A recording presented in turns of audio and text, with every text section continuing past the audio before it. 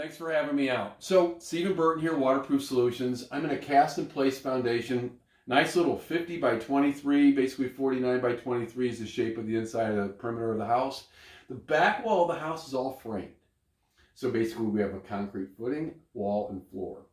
The stairs run along the garage here, rear entrance, and so the front wall acts like a dam, so we'll be coming over and running down this wall as well.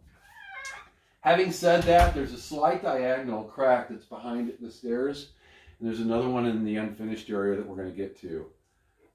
When a crack's diagonal in nature and so slight like that, the wall pushed in ever so slightly. It could have been bumped when it was built, but when a wall's moved in, that means the other side's pinched tight. So I don't see any reason to go through a major destroying of the drywall and all of that for us to get a small amount of closed cell urethane in there and some carbon fiber. I don't see the need for that. Having said that though, the drywall will need to come up a couple feet along here.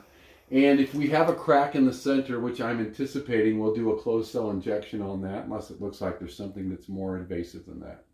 We don't see any action and reaction, which would make me think so. As we head down then, this being the front wall, we have a walkout here. And as we make it around here, this foundation's in remarkably great shape. Even the small amount of fractures that are so slight you can't even do anything with them. This is more of a shrinkage crack. So a shrinkage crack, what's that? Well, concrete's made out of all solids, and then all of a sudden water goes away. So that void in that mass is what shrinks, and you get those. These are all air entrainment bubbles that are actually good for the concrete. It helps it to absorb the cracking when it starts to cure. Having said that, there's another diagonal crack that runs here. It's minor in nature. It's not leaching.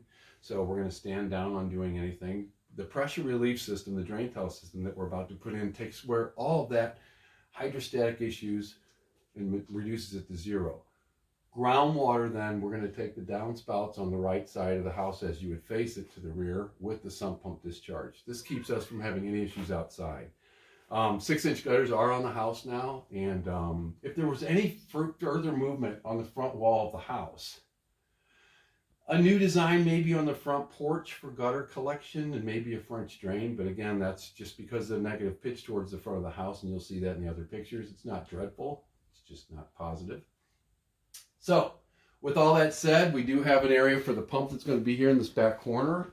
And even though that's a GFI, and that's probably what code is, I've advised that you take it off of a GFI and have it be a regular outlet so it can work. It's a 3rd horsepower, 9-amp pump, so it's not a real big issue. And we should be in real good shape. So this is Stephen from Waterproof Solutions, and we appreciate the opportunity.